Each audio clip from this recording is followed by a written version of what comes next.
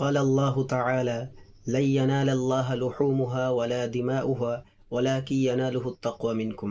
মাহতারাম সামিন একরাম, আজকের আলোচনার বিষয় হইতেছে কুরবানির ফজিলত সম্পর্কে। দেখেন, কুরবানি এইরকম একটি ইবাদত যে দিনে ইসলামের মধ্যে এই ইবাদতের বহুত গুরুত্ব রহিয়াছে।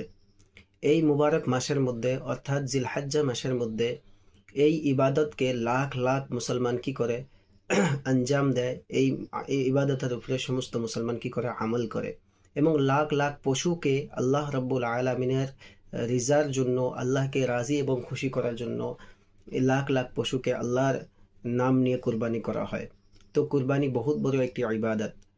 কোরআনে কারিমের মধ্যে আল্লাহ রব্বুল আলামিন বলেন, লা ইয়ানালাল্লাহু লুহুমুহা ওয়ালা দিমাউহা ওয়ালাকিন ইয়ানালুহুত তাকওয়া মিনকুম। যে তোমরা যেই পশুকে কুরবানি করতেছো আল্লাহর খাতিরে, আল্লাহ রব্বুল আলামিনের কাছে এই পশুর রক্ত পৌঁছে না এবং এই পশুর কি গোশত পৌঁছে না, ওয়ালাকিন ইয়ানালুহুত তাকওয়া মিনকুম।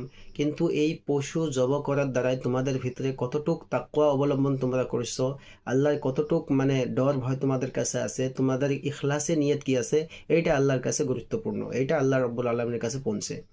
মাহতারাম সামিন ইকরাম, কুরবানি করা সর্বপ্রথম তো কুরবানির এই সিলসিলা হযরতে সাইয়্যিদনা আদম আলাইহিস সালাম থেকে শুরু হয়েছে।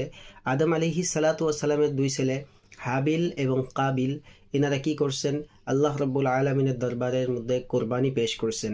হাবিল কি করছে, একটা দুম্বা, ভালো একটা দুম্বা আল্লাহ রব্বুল আলামিনের দরবারে কুরবানি পেশ করছেন, এবং কাবিল তার জমিনের মধ্যে যেগুলো পেদাওয়ার লাগাইছিল এইগুলোর থেকে কিছু পেদাওয়ার আল্লাহর দরবারে কোরবানির মধ্যে পেশ করছেন। আগে কোরবানি কবুল হওয়ার একটি আলামত আসলো কি, যে আসমান থেকে আগুন আসতো এবং যার কোরবানিকে আগুন খাইয়ে যাইত তার কোরবানি আল্লাহর দরবারের মধ্যে কবুল হইতো। তো হাবিলের কোরবানিকে, সে যে একটা দুম্বা রাখছে, আকাশ থেকে কি আসছে, আগুন আসছে এবং তার কোরবানিকে খায়া নিছে। তো এটা তার কবুলিয়াতের আলামত যে হাবিলের কোরবানি আল্লাহর দরবারের মধ্যে কবুল হয়েছে। কিন্তু উম্মতে মুহাম্মাদিয়ার মধ্যে আল্লাহ রব্বুল আলামিনের লাখো লাখো শুকরিয়া যে এই উম্মতের মধ্যে আল্লাহ রব্বুল আলামিন কুরবানি করার যে নিয়ম তরিকা, সাইয়্যিদনা ইব্রাহিম আলাইহিস সালাতু ওয়াস সালামের যে সুন্নতের উপরে আমরা আমল করতেছি, এটা আল্লাহর বহুত বড় নিয়ামত। যে আমরা জানোয়ার, আমরা পশু জবাও করি এবং নিজেও খাই এবং আমাদের প্রতিবেশীদেরকেও খাওয়াই এবং কি করি, আমরা ফকির মিসকিনদেরকেও খাওয়াই, এটা আল্লাহর বহুত বড় নিয়ামত।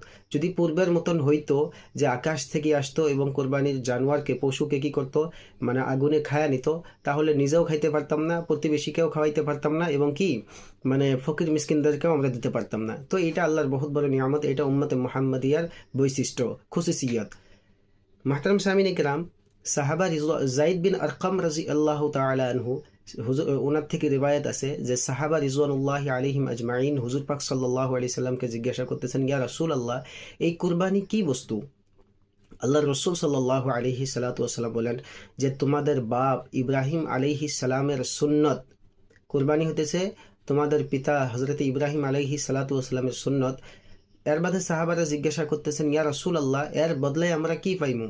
আল্লাহ রসুল সাল্লাল্লাহু আলাইহি সাল্লাতু ওয়াসাল্লাম বলতেছেন যে হর একটা চুলের বিনিময়ে তোমাদের আমল নামার মধ্যে লিখি দেওয়া হইব। এর বাদে সাহাবারা জিজ্ঞাসা করতেছেন, ইয়া রাসূলুল্লাহ, উন যে রয়েছে, পশুর যে পশম রয়েছে, এর বদলাও কি কোনো সওয়াব পাওয়া যাইব? আল্লাহ রসুল সাল্লাল্লাহু আলাইহি সাল্লাম বলতেছেন যে হর একটা পশমের বদলায় আল্লাহ রব্বুল আলামিন কুরবানি করনেওয়ালার আমল নামার মধ্যে সওয়াব লিখে দিব। তো এই হাদিসের দ্বারা বোঝা গেল যে কুরবানি করা কত কি ফজিলত এবং কুরবানি করার কত ফাজাইল হাদিসের মধ্যে আসছে। শুধু এই না, হাদিসের মধ্যে আছে যে হুজুর পাক সাল্লাল্লাহু আলাইহি সাল্লাতু ওয়াসাল্লাম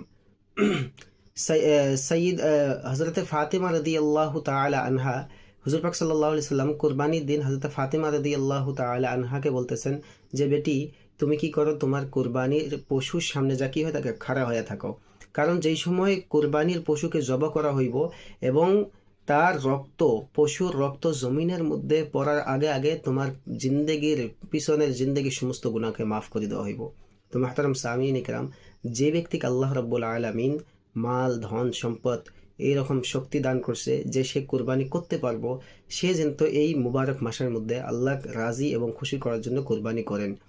এবং এখন কথা হইতেছে কি যে কতটুক পরিমাণ মানে নিসাব থাকলে কোরবানি ওয়াজিব হইব আর কতটুক পরিমাণ নিসাব না থাকলে কোরবানি ওয়াজিব হইব না, ইনশাআল্লাহ নেক্সট ভিডিওর মধ্যে এর বাদে কোন ব্যক্তির উপরে কোরবানি ওয়াজিব আর কার উপরে ওয়াজিব না, এর পরবর্তী ভিডিওর মধ্যে ইনশাআল্লাহ এই বিষয়ে আলোচনা করা হইব।